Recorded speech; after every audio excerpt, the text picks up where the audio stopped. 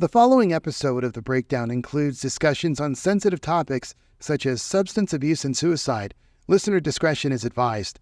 If you or someone you know is struggling with these issues, please seek professional help or contact the crisis hotline. The views expressed are those of the guest and do not necessarily reflect those of the show or its affiliates. Hi guys, I'm Brad Montgomery and welcome to The Breakdown. Here we talk about science, psychology, and investing. Today we are talking about substance abuse and recovery, part 2. We're going to be focusing on treatment and recovery. Before we get started, if you missed any of our episodes, you can always head over to kfoxtv.com/community/the-breakdown. Now let's break it down. And I'm back here with Chris Ellis, EHN Peer Specialist. And we talked about so much. We really unpacked a lot last time as far as substance abuse and recovery. Okay, so we really went through your story, and it's a very profound story, all the twists and turns and where you've ended up. So now let's focus on, where you are now, the treatment, the recovery, and essentially where you are and where you're planning to go from here. So we had stopped at a place where you had found yourself in, I guess, EHN, Emergency Health Network, and they were telling you had basically your coming to God moment, if you will, your realization that, this is it. I need help. Yep.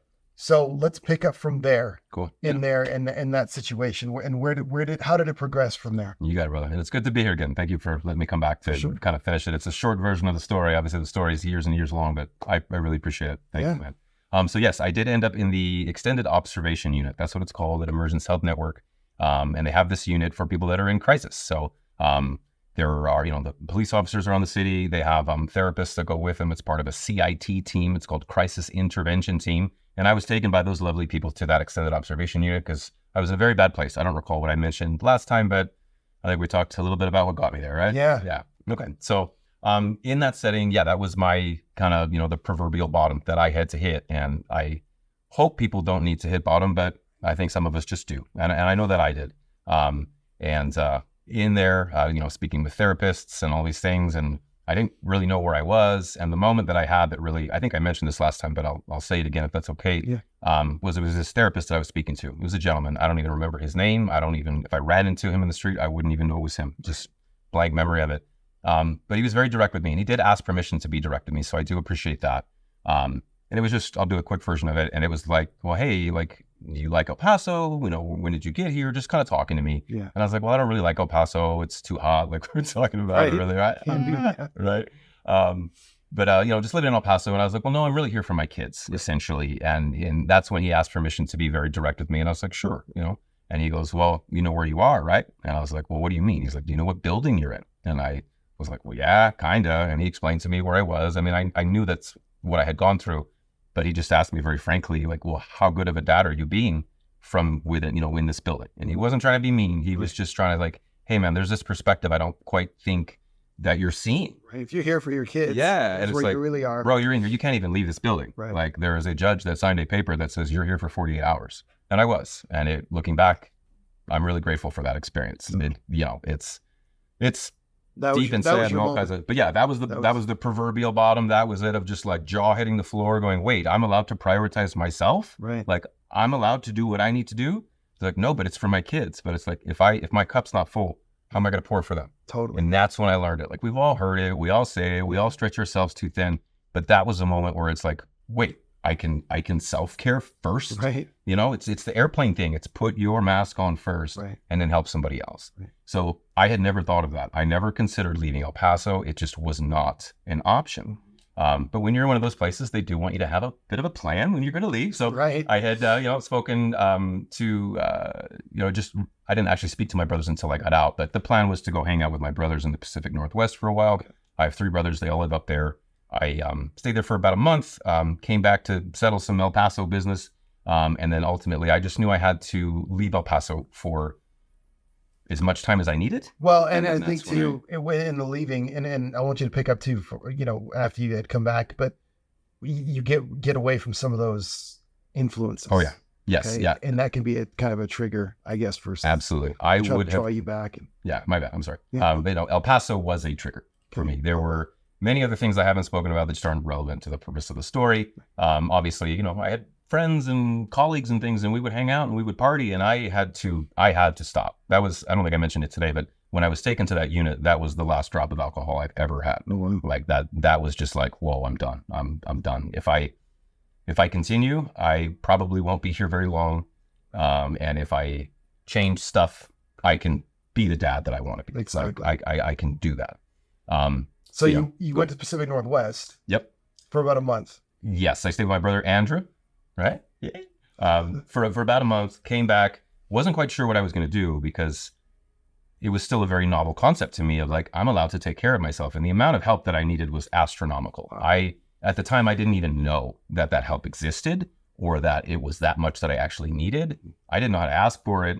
I was just thrown into it. I put myself into it. So when you came back, when you say you put yourself into it, was it like a recovery treatment program, or was it like It was, no, not really. It was like you were kind of doing it on your own. You were kind of doing it yes. Yeah. Oh. I kind of did that way. So when I went into Oregon, I stayed there for about a month, came back, figured things out. I have kids and I have mom's here and we had to figure out some things. And I just knew I couldn't stay in El Paso. El Paso was a trigger. So I was like, you know what? I'm going to go stay with my brother for like 3 or 4 months. That was the plan. Okay. And I was working up there and I didn't actually even, I did look for a therapist, but it was just a health insurance thing. So it's just a big thing that I didn't end up getting therapy up there, but right. I was staying with family who I hadn't seen in forever. I had nieces and nephews that I had never met.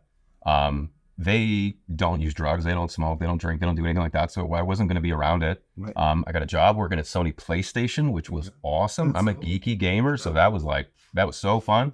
So life was really good, but I obviously had removed 99% of my responsibilities, in order because I had to. Yeah, I had to. Yeah. I couldn't handle everything happening at the same time. And everybody supported that. My family supported it. My brothers gave me places to stay because they're my brothers. They're like, yeah, my basement's your basement, bro. Yeah, that's fine. Yeah. So without them, that's another variable that I'm not quite sure where I would be. So I actually ended up staying about 9-10 months, just because I was trying to feel things out, and I would fly my kids up and hang out and just trying to be a good dad from 2,000 miles away. Right, as best you could. Yeah, and then it was kind of these, like, I haven't thought about this moment in a while, but I would play with my brother's kids, my nieces and nephews. They're awesome kids. Mm. And I would have these moments after I'd been there for months and months of like, man, I love these kids, but I don't want to play with these kids. I want to play with the kids that are your kids. I want to play with kids that are 2,000 miles away. Exactly. That's what I want to do. Yeah. So I did. I had like $2,000 in my bank account, and I put everything in my little Hyundai car. That's the only thing I had. I had like 2 guitars, a guitar amp, some clothes, stuff like that. And I drove all the way back here, without a job, without an apartment, nothing. But you and I was like, I had so much energy and so much sober energy, and it was like, whoa, what is this? And I came back to be a dad for my kids, and awesome. I'm the best dad there. I said it. Sorry, I'm the best dad in the world at this point. Right. Okay. But yeah, so I came back, and then that's when I was like, I was very active. I got into CrossFit. I was coaching CrossFit. I just discovered this love for physical activity that I had when I was younger. I was very active. I did gymnastics when I was younger. Just always a very active person, and I fell in love with that again. And I was like, wow, cool. I can be 38, 40 years old and still do cool stuff, like the cartwheels and stuff I liked to do when I was a kid. Right. Yeah, you can. Your body might wake up a little achier than you were when you were 17. But you're surprised what you can do. Yeah, man, you can do it. And it taught me, that it's a tangible way of that definition of delayed gratification, like the fitness thing. It's like, okay, a little bit more weight, a little bit more weight, a little bit more weight every day. You look back 6 months and you're like, damn, I'm jacked. But, it's that same thing. And then I applied that to my real life stuff. It was just like, okay, just chip away at it. And I didn't realize how lost I was. I mean, I had a wife, kids, I was married, I was performing musician, I was going to do a lot of things. Working out is good, right? Yeah. And so you came back here, you mentioned in Oregon with the insurance and everything, you didn't actually have counseling. How did you find counseling here? So that's a great question. So I kind of leaned heavily just into the family and the physical fitness stuff. And I did eventually realize that although that was a really good way to cope, and it was a much better option than consuming drugs or alcohol, it wasn't therapy. It was therapeutic, right? But it was not therapy. Okay. And I had not had drugs or alcohol or anything, but I was later, like I guess 2 years later, diagnosed with bipolar disorder. I lived 40 years without knowing that I was diagnosed with bipolar disorder. Wow. So while being sober and really trying to, just be healthy, I would still display some behaviors that I was like, whoa, that's strange behavior, man. Like where this mood swing or whatever. Consuming anything. Yes, exactly. I'm not self-medicating. Right, so it's like, what is this sensation? What are these emotions? Right. Everything was just thrown at me, and it's very overwhelming. And it takes a while just to be able to like, what are you? Like, what is this feeling? What am I? So I knew it was like, okay, well, I got a lot better, but this is not it. It was a great foundation I gave myself. And then there were always insurance issues with me, so I did jump around, but I did find a therapist and a psychiatrist, and that's when I was diagnosed with bipolar disorder. And then, again, I jumped around a lot, but then eventually I went back to Emergence Health Network. Okay. Because that's where I was taken for that EOU, like I was saying, where I had stayed there. And I was like, you know what? These guys were there for me. They literally have a building that saved my life. Let's go back there. Let's see what I can do for the therapy and things like that. And let me push pause, because that's a good landing spot for making way back to EHN. Sure. Okay. So, but this is something that's interesting because, you talked about before how putting yourself first, you weren't really allowed to do that and didn't do that. And one of the ways you coped was through, alcohol and substance abuse. Right. So, but I hear, and I've heard about this before, just kind of around the edges. And I don't know how, because now you're in it and you're counseling, right? Just a little fast forward there, but we'll get back to that path in a second. Sure. But how often do you see where maybe someone has, bipolar or something, and that's why they're using? Is that something? Yes, it absolutely is. It's like co-occurring mental health concerns with the substance use concerns. So it's co-occurring things, and they go hand in hand. Absolutely, they do. So, so you're back in there. I'm sorry? You're back in there at EHN. Yeah, I'm working at EHN, and I am receiving services. Both. Okay. So yeah. Interesting. Yeah. Okay. So it's a cool thing. So now, did I answer your question? Yeah, you did. Okay. Yeah. Okay, cool. So, anyway, so I'm healthier, I'm back, I'm with the kids, things like that, and just going, okay, I feel good, but I still need something, and I don't know what it is. So I had, obviously received services at EHN before, so I went back, and then I just kind of, that was literally the first time that I had really done it in a sober way. So everything feels different, and there's all these emotions, and I would cry all the time. Like I just could not stop crying. Yeah. And the way that I would say it was I had 38 years of crying to make up for. We're men. We're not always told that we can display those things. Work through it. You can, men. You can. Right. Okay, do it. Come to me. I'll hug the hell out of you. We can cry it out together anytime. So I just had a lot of things that I need to work through. And I got the diagnosis of the bipolar 2 disorder. And I was like, wow, I don't even really know what that is. We're like, okay, these are people with mood swings. So I learned about this, mental health diagnosis that I had. Right. And I learned more about my alcohol use disorder diagnosis. And at other times there would have been, of course, cocaine use diagnoses and marijuana and things like that. Those are, of course, in remission at this point. But they're still considered part of my journey, of course. So I kind of got on top of it. So you started counseling. Yeah. And giving. And this is kind of a... Oh, you said giving or getting? Giving. Okay. No, I do not give therapy. Oh, okay. I am not. You're not one of the counselors. No. Okay. No, I'm a peer. So yeah, I think we've talked about that as like the definition of the peer. So what is that? What is the... And this is a great question because people don't quite know what the peer does because we're relatively new to this field. So one thing that I always like to make clear is I'm not a physician. I don't want to be a physician. Right. I'm not a therapist. I don't want to be, I don't have a master's degree. Right. I have 90% of a music degree. So if you want to jam, let me know.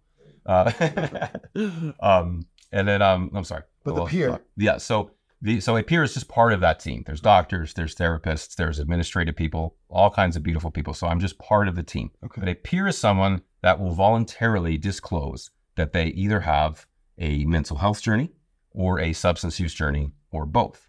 Okay. And of course, in my case, it's a lot of everything. And so of course, as you're going through these things, you learn so much from the other side. I'm not reading a book learning about these things. I'm not on the Scantron. I'm not doing these things. I'm going through it the other way. Yeah. Right. So it does give you a very interesting perspective on life. And I love the unique just kind of role that it is, right? Like I said, I'm not a therapist, right? I have a different relationship with a client. For sure. They're just people. They are people just like me. And I use my story and my history and things like that to help them get through it by sharing what I think is relevant or what I think will help them. And that's super interesting because, you're, like you said, you're not doing it from a research perspective. You're doing it from a life perspective. Yeah. What kind of difference does that bring? And what kind of difference have you seen that make when you're telling the people that need that help and you're like, here's a way you can do that? It's the coolest thing ever. I love the relationship that I get to have with clients. They're humans. I get to treat them like humans. I get to talk to them like humans. It's not a clinical thing, you know? You know what I mean? So I'm trying not to, I get to have a relationship. The lab coat. Exactly. Right. And that's a beautiful role. We need doctors. We need these things. And so these peers it's kind of a new thing. Okay. So what we do is we get to help clients by, sharing our stories and relating to them. So it's like, for instance, maybe I'm calling someone to follow up with an appointment they had. And I always talk to them. I ask them how they're doing. I ask them permission to ask them certain questions. I have to be very gentle, because when people were gentle with me, that's the best thing in the world. But they'll say things sometimes like, oh, I've only been sober like 3 days. What do you think that means to me? Someone's been sober 3 days? That's huge. That's 72 hours. Right. Multiply it by 60. That's the minutes. Like no, don't minimize it. Exactly. Right. Don't minimize it, man, because we're hard on ourselves. Yeah. I minimize it. Nah, man, that's not me. I'm not waking up and, buying the Kawama, sitting on the ground and pouring, I'm not pouring Jack Daniels in my cereal, right? But we all have this image of what it is, and we can be very, very hard on ourselves. So it's gentle. From the very first time I speak to them, I speak with a gentle tone. I raise my voice a little, not raise it, but like the pitch a little bit. So just a little gentler, because 72 hours of sobriety is awesome. Yeah. Like, that's the realization point. That's the start. It's huge. That's the pivot. That's the bottom. Yeah. That's coming up. And having someone that's been through it, because I know I've said this too. I'm sorry if I ever offended a doctor, but it's like, the doctor doesn't know what I'm going through. They understand it probably better. Well, not probably. They understand it way better than I do. But I'm the one experiencing it. And if I'm with a doctor and they haven't necessarily been down that path, there was a part of me that was just like, you don't know what I'm going through, And it wasn't antagonistic, and I don't believe I was ever mean to anybody. Like subconscious. But it's back there. Yeah. It's back there. You're like, bro, you don't know. Yeah. Like you don't know what I'm going through. Well, that's interesting. But I do. Yeah. I do. Right. And I share it with anybody, and I can tell sometimes they just need a little bit of the story, and I can tell sometimes they want the whole thing, and sometimes I'm just calling to follow up with a client who got an assessment, and I'll speak to them for an hour, because I can tell from that first hello that they need someone to talk to. So, and I want to pick up from there too, because the story itself has been amazing. And I've been pulling questions. No, I appreciate it. There. One of the ones, so you mentioned the guy that was 3 days sober. Yeah. Pivotal point, obviously, in his life. He maybe didn't realize it, but what are some signs that you've come across that, let's say, someone may be relapsing? And I want to ask this in two ways. Sure. What are some of the signs that are kind of, direct that they know? Mm-hmm. And then also, number two, what are the signs that they may not know that they're relapsing and they're kind of sliding in the wrong? Okay. Gotcha. So if someone was going to relapse, I guess they would have been at some point getting treatment or things like that, because the relapse to me means like, okay, I did my thing, but I do have a hard time with that too, because it's all practice. All of it is practice until you get to the end, which is never the end. Right. I'm still practicing. Right. Tell me how you worded that question again. So where's the front part of it was some, more obvious signs of relapse. And then the second one was more subtle signs that Gotcha. So relapsing is interesting. You're going to have, for as many people that you have that you're looking at, you're going to have that many different ways of them going through it. Oh, interesting. So makes sense. Like I said, like I've relapsed dozens and dozens of times because I knew that I had an issue. I just didn't know how to get help, and I wasn't really fully ready to admit it.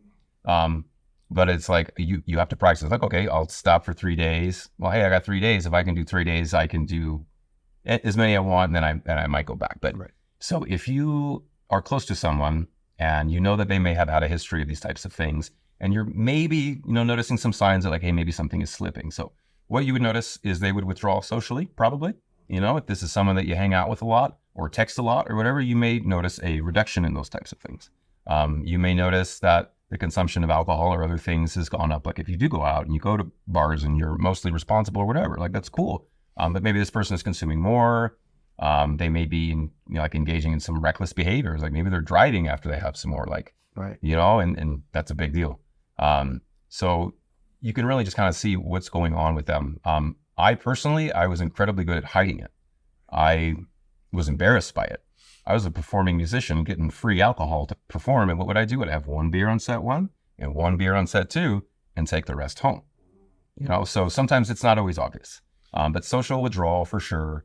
They may be calling in sick to work. They may, the sleep might get real bad. They get the bags under the eyes. I had those for forever. I actually wore glasses I hated because it would hide the bags under my eyes. Like, so there's a lot of signs. And are there any, and now to the more subtle, and those were great and very, very helpful, to the more subtle and almost in a way, like, are there ever times when people may not even realize they're starting to relapse, and they are? Or do most people know? I think, well, again, if we're going to use the word relapse, meaning they've had treatment or something like that, then they would know. But I would consider it like like I said, every time you practice, it's maybe considered a relapse, but it's to get to the end goal. So I think relapse is part of it. But you know what's interesting? That's a good way to put it.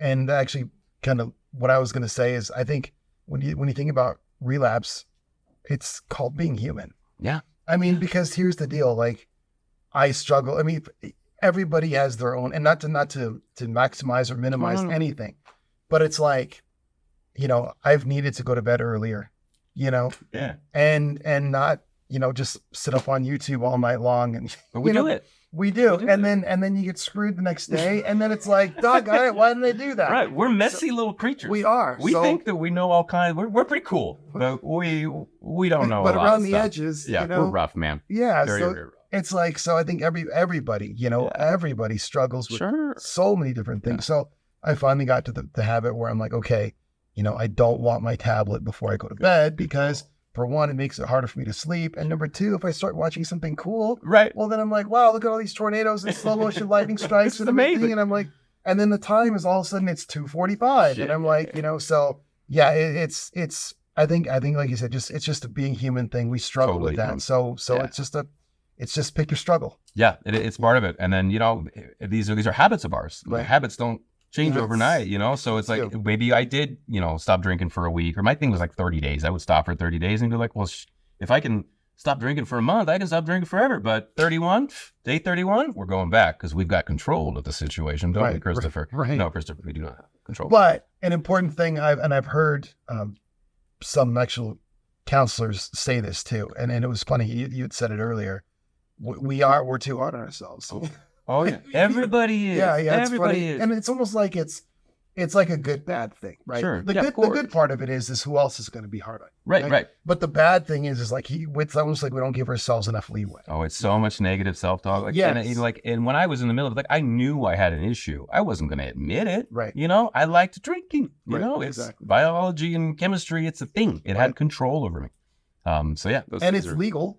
Exactly. So, and it's cheap. And it's like, alcohol's the worst, man. Alcohol's the worst. Yeah. It's the worst because you can get it everywhere. Everywhere. And what do you say, I guess, to try to help some of these people that, they're starting to come out of it? I guess, is it just sharing your story? I remember you had said it's part of it. Yeah. It's like you kind of pick what you think would help them most. Absolutely. So, and are most people very receptive to that? Just in the sense that, like, wow, I never thought about that. And then do they ever get back to you like, wow, you know what? I wished I would have started working out more before. I've been through a lot, and it's been like a 5-year journey. And if you look at me now and you saw a picture of me 6 years ago, you're like, that's not the same dude. Wow. Like, there's no way that's him. So it absolutely helps people. Even before I was working in this field, I would share my story as much or as little as the person needed, just because even if it was 1% of the story, something happens to that person. It puts something in them that makes them think about it. I don't know if they have drug or alcohol issues, or it might not even apply to that. It might apply to a different thing in their life. Maybe it's academics or something, right, where they can apply those same things. So I just kind of started sharing it, like definitely oversharing in some contexts, but it's just because I noticed it was this human connection. Right. It made a connection. And being through all the stuff that I've been through, that's what I love. Human connection. You're able to find it. That goes away. We don't get to keep that forever, It's a beautiful, beautiful bond that you can create with all kinds of different people and all kinds of relationships. So I think I just kind of learned how to just be really good at it and know what this person kind of needs. So I love giving it to them. Yeah. And you can just, they may get tearful. They might just start laughing, or even if it's like on the phone, you can just hear in their voice this sense of relaxation. Oh, this guy's not calling me to collect money. No, man, I don't care. I don't care, man. I don't have money either. I probably owe EHN money too. Just kidding, EHN. Right. But I'm not calling for that. I'm not calling to say, oh, you didn't make your appointment. I'm calling to say, hey, how can I help you make that appointment? Or, they're like, oh man, I didn't call. I'm sorry, man. Like, hey, no, it's okay. How are you today? Right. He's like, well, man, I'm having a rough day at work. Well, where do you work? Just talk to him. So just talk. And that's where you've been sort of to bring everybody up to now. Yeah. This is where you are now. This is what you're doing now. And how long have you been with EHN? I was with EHN a couple of years ago for about a year, and then I went to El Paso Behavioral Health for a year, and then I went back to EHN. I've heard some people say this too. They say that helping other people by telling their story helps them. Yeah. Is that true? It strengthens it in me. Every time I tell it, it's another step further. I think I'm so far away from it. I don't believe I will ever drink again. Okay, good. But it is going to solidify it every time. Every time. And then I can watch this person and I go, man, I went through so much crap. Yeah. So that they didn't have to. Like they're going through some of it, but I just hope I did. I went through more and was able to share enough to be like, man, you don't want to be there. Right. You don't want to be there. And depending on the person, I can get very, very deep into the story. For sure. It is as you can imagine, there's some details. Yeah, and some people's their own stories. And they need that. Deep. Yes. Yeah, and then they start sharing some of theirs. And then they're like, oh, and then I say, well, I haven't had a drop of alcohol in 5 years. And they're like, bro, what? Like 5 years is astronomical if you've been sober for 3 days, you know? I think we talked about it last time. Like I just barely hit a 2,000 day mark of my sobriety, like maybe a month ago or something. It's nuts, man. Like if I look back and I'm like 2,000 days, no way would I have been that far. No way. So it's inspiring to people. It in a way that is human. It's not saying, here's your prescription. Again, I love doctors. Here's your script. Do your thing. I'll see you next month. No, talk to me. Take my number. Call me. Text me between 8 and 5.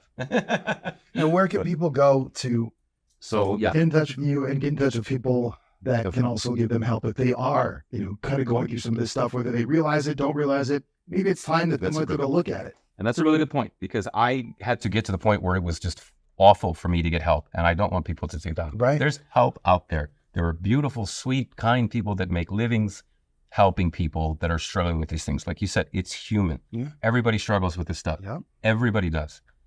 So Emergence Health Network has all kinds of different services, some just mental health stuff, some substance use stuff, some intellectual disability stuff. Emergence Health Network is a beautiful, beautiful team of people all over El Paso that help in a wide variety of ways.